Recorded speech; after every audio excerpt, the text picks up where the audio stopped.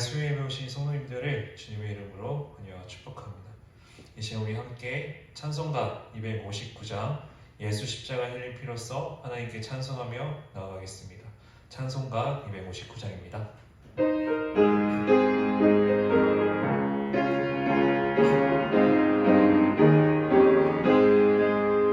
예수 십자가에 흘린 피로써 그대를 씻기어 있는가 더러운 죄 희게 하는 능력에 그대는 참을 지하는가 예수의 보혈로 그대를 씻기어 있는가 마음속에 여러 가지 죄악이 깨끗이 씻기어 있는가 주 예수와 밤낮으로는 함께 그대는 행동을 하는가 아무 때나 어디서나 그대는 십자가 들고 있는가 예수의 보혈로 그대를 씻기어 있는가 마음속에 여러 가지 죄악이 깨끗이 씻기어 있는가 주님 예수 다시 올 때 그대는 영접할 예복이 있는가 그대 몸은 거룩한 곳 천국에 들어갈 준비가 되는가 예수의 보혈로 그대를 씻기어 있는가 마음속에 여러 가지 죄악이 깨끗이 씻기어 있는가 모든 죄에 더러워진 예복을 주 앞에 지금 다 벗어서 샘물같이 솟아나는 보혈로 눈보다 더위게 씻으라 예수의 보혈로 그대는 씻기어 있는가 마음속에 여러 가지 죄악이 깨끗이 씻기 우리 4절 다시 한 번 더 모든 죄에 더러워진 예복을 주 앞에 지금 다 벗어서 샘물같이 솟아나는 보혈로 눈보다 더위게 씻으라 예수의 보혈로 그대는 씻기어 있는가 마음속에 여러 가지 죄악이 깨끗이 씻기어 있는가 다시 함께 기도하기 원합니다. 이 시간 우리 수요 예배를 위해서 또 말씀을 위해서 말씀 전하신 김하은 전사님을 위해서 이 시간 함께 주님의 이름 한번 부르며 기도하며 나아가겠습니다. 주여 시간 하나님이여 시간 나아오니 하나님 말씀을 들려질 때 우리가 하나님의 은혜를 받으며 또 하나님의 힘을 사모할 수 있도록 이 시간 채워주시옵소서. 하나님 이 시간 전사님 말씀이 들려질 때 우리가 매일 너무 신원하고 우리가 말씀을 은혜로 하나님과 충만히 채워주고 하나님 이름을 또 하나님의 은혜와 하나님의 사랑을 회복하는 시간이 되게 하여 주옵소서. 하나님 성도님들의 가정과 성도님들의 삶 속에서 하나님의 은혜와 있는 말씀을 모아서 능력으로 채워주시고 하나님 인도하여 주옵소서. 말씀으로 붙들어 주옵소서. 주님 주님의 이름으로 나아가옵소서.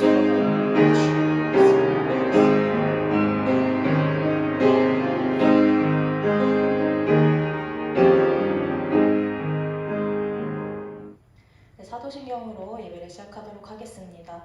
전능하사 천지를 만드신 하나님 아버지를 내가 믿사오며 그 외아들 우리 주 예수 그리스도를 믿사오니 이는 성령으로 잉태하사 동정녀 마리아에게 나시고 본디오 빌라도에게 고난을 받으사 십자가에 못 박혀 죽으시고 장사한 지 사흘 만에 죽은 자 가운데서 다시 살아나시며 하늘에 오르사 전능하신 하나님 우편에 앉아 계시다가 저희로서 산자와 죽은 자를 심판하러 오시리라.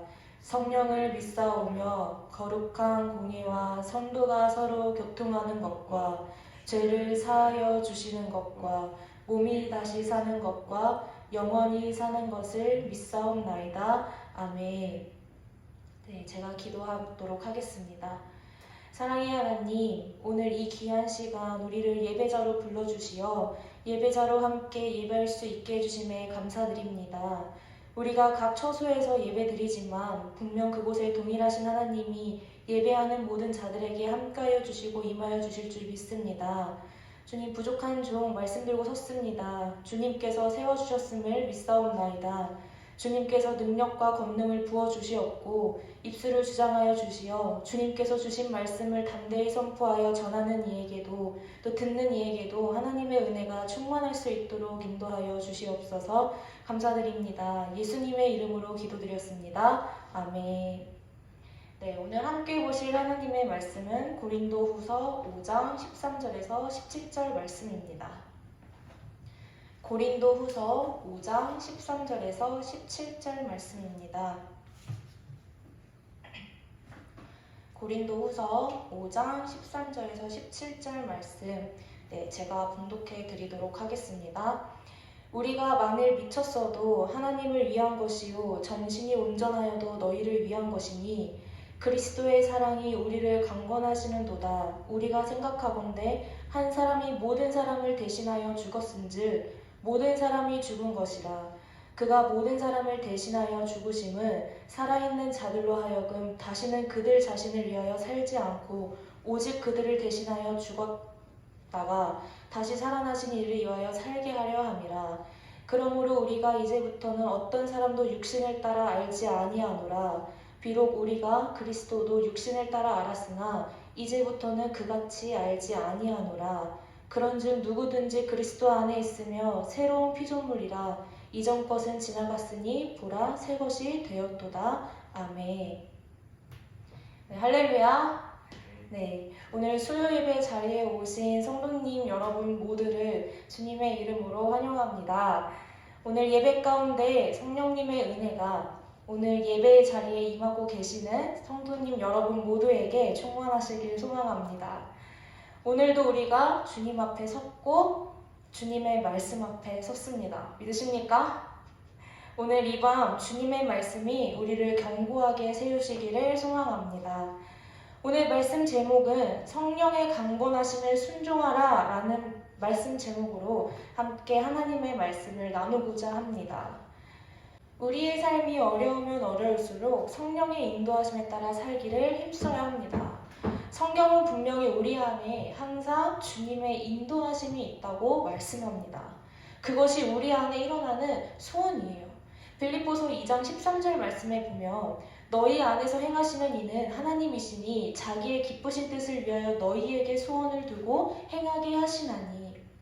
우리가 예배드리는 자로 살고 싶은 소원, 기도하고 싶은 소원, 찬양하고 싶은 소원, 말씀에 순종하고 주님을 따라가려는 소원, 주님의 교회를 부흥시키고 세우려는 소원, 하나님이 기뻐하시는 뜻대로 살려는 이 모든 갈망이 하나님의 역사라는 것입니다.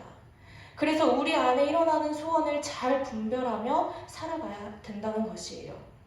하나님이 우리를 통해서 무언가를 하고 싶어 하시는데 그것이 바로 성령의 강권하심입니다.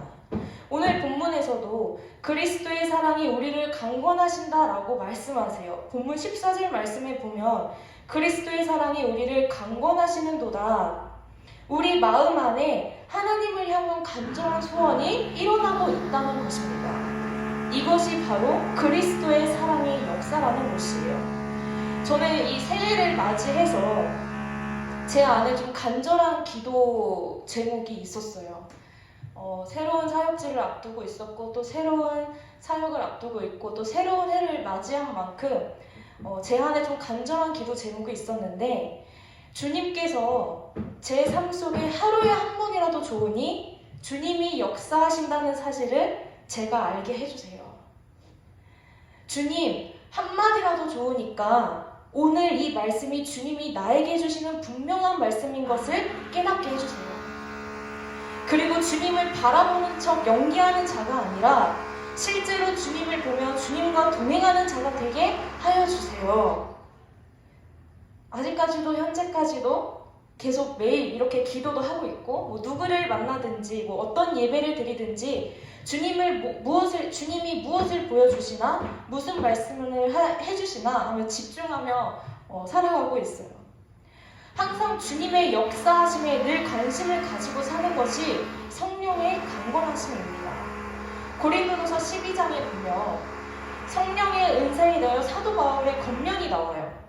고린도 교인들이 성령의 은사 문제를 가지고 막 자랑하고 내가 더 나아, 내 은사가 더 나아 하면 서로 막 자기 은사가 더 크다고 시기하고 다툼이 막 일어나요. 그때 사도 바울이 말하기를 성령의 은사는 우리 눈에 보이게 드러나는 은사도 있고 우리 눈에 보이지 않게 드러나지 않는 은사도 있다라며 어떤 은사도 크고 작은 것이 없다. 왜냐하면 은사는 한 성령의 역사이기 때문이다라고 말씀하셨어요. 성령이 역사하느냐 안 하느냐가 중요한 것이지 어떤 은사가 크냐 작으냐가 중요한 것이 아니라는 것이에요. 그래서 우리에게 어떤 은사가 나타나면 그 은사가 크냐 작으냐가 중요한 것이 아니라 우리 안에 역사하시는 주님을 바라보아야 한다는 것입니다. 더 나아가 누구든지 예수님을 향하여 주님이라고 고백한다면 이것 또한 정적으로 성령님이 역사하시는 것이에요. 고린도전서 12장 3절 말씀에 내가 너희에게 알리노니 하나님의 영으로 말하는 자는 누구든지 예수를 저주할 자라 하지 아니하고 또 성령으로 아니하고는 누구든지 예수를 주시라 할 수 없느니라. 우리가 예수님을 주님이라고 고백하는 사람을 만났다면 주님을 만난 것과 같다는 것이에요. 왜냐하면 주님의 역사를 보고 있기 때문에. 그러니 우리는 매일 이렇게 함께 예배드리고 기도하고 말씀으로 살고 예수님을 주님이라고 고백하는 성도들을 본다면, 그런 그리스도인들을 본다면 주님의 역사를 보고 있다는 것입니다. 오늘 본문 14절에서 15절 말씀에서 사도 바울은 다시 한번 복음을 명확하게 말씀해요. 예수님이 십자가에서 죽으실 때 모든 사람을 대신하여 죽으셨잖아요. 그렇다면 모든 사람이 다 죽은 거예요. 그러면 우리가 모두 죽었다면 이제부터 어떻게 살아가야 될까요? 자기를 대신하여 죽고 부활하신 예수님을 위해서 살아가야 돼요. 다시 말해 나는 죽고 예수로 살아야 된다는 것입니다. 본문 16절 말씀에 보면 그러므로 우리가 이제부터는 어떤 사람도 육신을 따라 알지 아니하노라. 우리가 성도들을 볼 때, 또 그리스도인들을 볼 때 그리스도인들, 성도들을 평가할 때 육신의 모습을 가지고 평가하지 말라는 것이에요. 왜냐하면 예수님과 함께 죽고 예수님의 생명으로 사는 사람들이기 때문에. 또 17절 말씀에 보면 그런즉 누구든지 그리스도 안에 있으면 새로운 피조물이라 이전 것은 지나갔으니 보라 새 것이 되었도다. 예수님을 믿는 성도는 예수님의 생명으로 사는 새로운 피조물이 된 것이에요. 그래서 우리가 성도들을 볼 때, 또 그리스도인들을 볼 때 성도들 안에, 그리스도인들 안에 역사하시고 생명되시는 예수님을 바라봐야 된다는 것입니다. 그러면 우리는 매일 예배 시간 때마다 함께 예배하고 기도하는 성도들을 위해 주님의 모습을 보고 하나님의 역사를 보게 된다는 것입니다. 예수님이 정말 함께 하시나? 정말 역사하고 계시나? 나는 주님과 동행하고 있는가? 더 이상 이런 의심하고 방황하시지 마시길 바랍니다. 너무나도 분명한 증거가 있어요. 우리가 주님을 바라보고 사는 믿음, 주님과 동행하는 믿음. 이렇게 우리가 주님을 바라보고 싶고 주님과 동행하고 싶은 마음은 주님의 사랑의 강건하심에서 일어나는 소원이에요. 그러나 어떤 분에게는 주님의 역사하심이 작게 느껴질 수도 있어요. 그러나 이 작아 보이는 것에도 계속 순종하고 또 순종하고 또 순종하다 보면 성령의 강건하심이 점점 크게 느껴진다는 것을 꼭 믿으시길 바랍니다. 예수님께서 5달란트 받은 종, 또 2달란트 받은 종에게 약속을 하셨어요. 마태복음 25장 21절 말씀에 그 주인이 이르되 잘하였도다 착하고 충성된 종아 내가 적은 일에 충성하였음에 내가 많은 것을 내게 맡기리니 내 주인의 즐거움에 참여할지어다.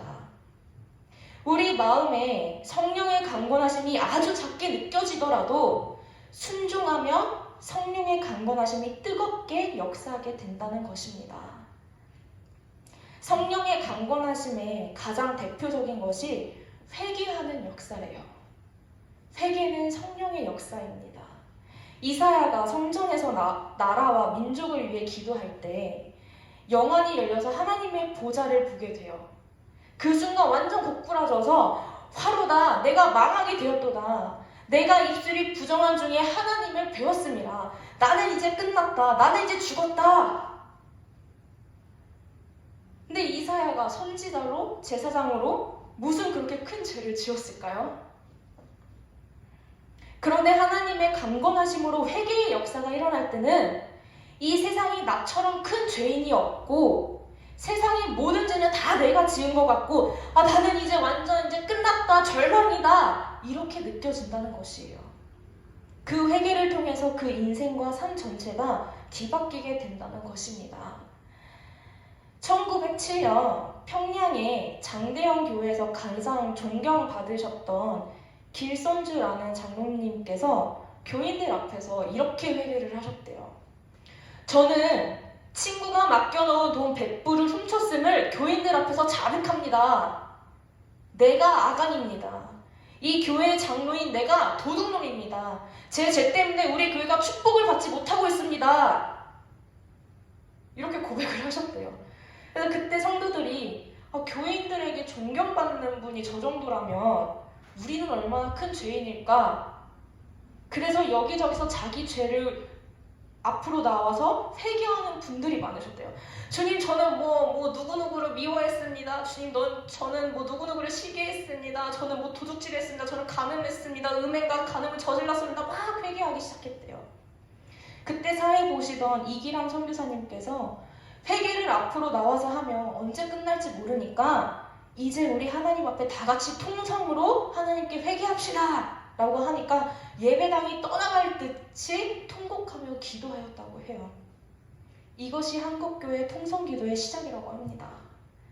그리고 길선주 장로님과 박칠옥 장로님이 강고 시간에 저희는 여기서 밤을 새우고 기도하겠습니다. 여러분은 집에 가셨다가 내일 새벽 5시에 모여서 기도하고 싶으신 분들은 집에 갔다가 오십시오. 이것이 한국교회의 철야 기도의 시작이고 새벽 기도의 시작이라고 합니다.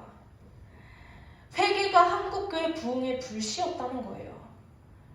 근데 이때뿐만이 아니라 지금도 마찬가지예요. 내가 아가님을 깨닫고 회개하면 성령의 부흥의 역사가 일어난다는 것입니다. 오늘 성령의 강건하심이 저와 여러분에게 일어나기를 간절히 소망합니다. 그리고 또 성령의 강건하심은 순결하게 하는 것이래요. 마태복음 5장 8절 말씀에 마음이 청결한 자는 복이 있나니 그들이 하나님을 볼 것이니요.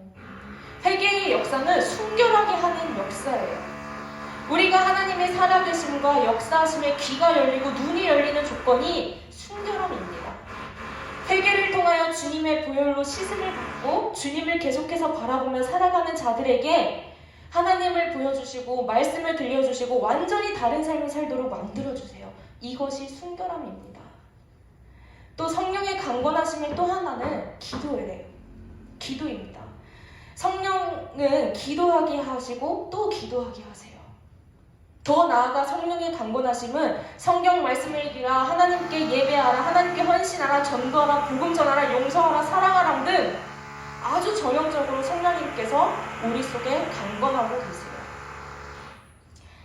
경남 거창교회에서 목회하시던 주남선 목사님은 일제의 신사참배 강요를 거부하여서 1940년 7월 16일에 감옥에 수감이 되셨대요.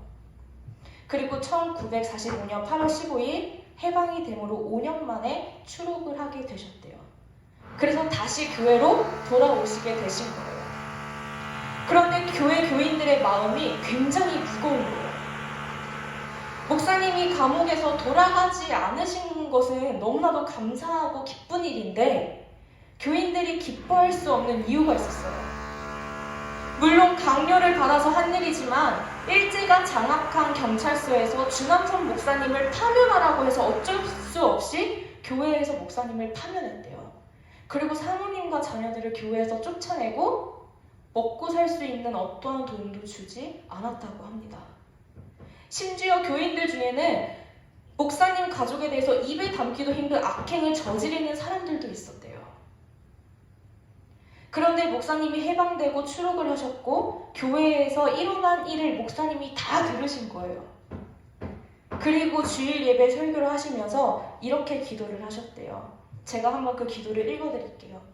주여, 이 어떤 은혜이 오며 어찌된 사람입니까? 이 부족하고 죄 많은 멸망받을 수밖에 없는 죄인을 왜 이때까지 보호하시어 옥에서 불러가시지 않고 살려두시어 파리로 해방을 보게 하시고 또 잃었던 양떼를 다시 찾게 하시나이까? 이 죄인이 너무 부족하고 무능하여 양떼를 지키지 못하여 갈 길을 찾지 못하게 하였고 무수한 고생을 하게 하였습니다. 그런데 이 양떼들이 이렇게 우러러보도록 하여 주십니까? 신사참배 반대를 하였다고 하지만 옥중에 있었다는 것을 핑계하고 하나님을 섬기는데 게을리한 죄가 얼마나 많았습니까? 하나님 나라를 바라보며 살라고 가르쳐놓고는 저 자신이 배고플 때, 굶주릴 때 얼마나 세상을 원망하고 저주한 때가 많았습니까? 주님을 사랑한다고 하면서도 가족을 생각하며 자녀를 염려하며 주님을 잊어버렸을 때가 얼마나 많았습니까? 또한 이 양떼들을 옳게 가르치지 못하여 놓고는 양떼를 원망할 때는 또 얼마나 많았습니까? 주여, 마지못해 지은 그 죄, 깨닫지 못해 지은 죄를 주께서 아실 줄 아오니 죄값을 이 양떼에게 돌리지 마옵시고 이 죄인에게 돌려주시옵소서. 기도하시던 주남선 목사님도 함께 우셨고 함께 기도하던 교인들도 다 우셨대요. 그 주일은 회개의 주일이었고 사랑의 주일이었다고 합니다. 그 아픈 시험 서로 정죄하고 비판하고 판단하고 그럴 수밖에 없었던 처지였지만 하나님의 은혜로 교회가 다시 회복되어진 거예요. 이것이 바로 성령의 강건하심입니다. 성령께서 계속 우리 마음속에 용서하고 사랑하고 내 죄를 먼저 깨닫게 하고 말씀을 붙잡게 하고 간절히 기도하게 하고 예배하게 하고 찬양하게 하고 이 모든 것이 성령의 강건하심임을 믿으시길 바랍니다. 오늘도 성령께서 우리에게 강건하세요. 주님의 강건하심에 순종하면 우리가 살고 외면하면 죽게 됩니다. 고린도전서 9장 27절 말씀에 내가 내 몸을 쳐 복종하게 함은 내가 남에게 전파한 후에 자신이 도리어 버림을 당할까 두려워함이로다. 성령의 역사의 순종은 몸을 쳐서 복종시키는 것이에요.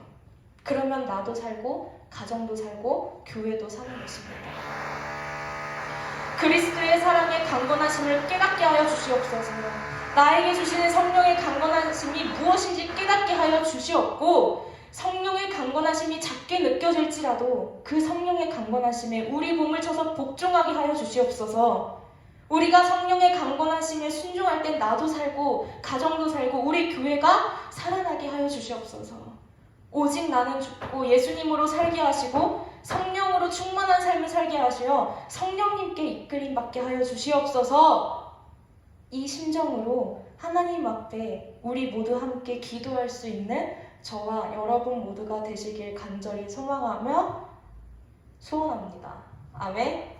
네, 우리 기도하고 주기도문으로 예배를 마치도록 하겠습니다. 사랑의 하나님, 주님께서 나의 길이 되시고 오직 주님만이 나의 길을 아십니다. 우리가 우리 삶에 치여 주님 앞에 한탄하며 소리치고 원망의 말을 뱉은 것을 용서하여 주시옵소서.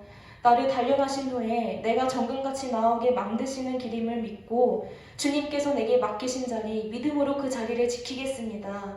오직 말씀 앞에 직면하고 말씀을 굳건하게 하고 주님을 바라보고 동행하며 마귀에게 틈을 주지 않고 내 믿음을 굳건하게 지키겠습니다. 내 영혼을 성령으로 충만케 하여 주시옵소서. 오늘 주님 앞에 예배하려고 전심으로 예배의 자리에 나온 우리 세상교회 성도님들을 축복하여 주실 것을 믿으며 감사드리며 예수님의 이름으로 기도드렸습니다. 아멘. 주기도문으로 예배를 마치도록 하겠습니다. 하늘에 계신 우리 아버지여, 이름이 거룩히 여김을 받으시오며 나라가 임하시오며 뜻이 하늘에서 이루어진 것 같이 땅에서도 이루어지이다. 오늘 우리에게 일용할 양식을 주시옵고 우리가 우리에게 죄지은 자를 사하여 준 것 같이 우리 죄를 사하여 주시옵고 우리를 시험에 들게 하지 마시옵고 다만 악에서 구하시옵소서. 나라와 권세와 영광이 아버지께 영원히 있사옵나이다. 아멘.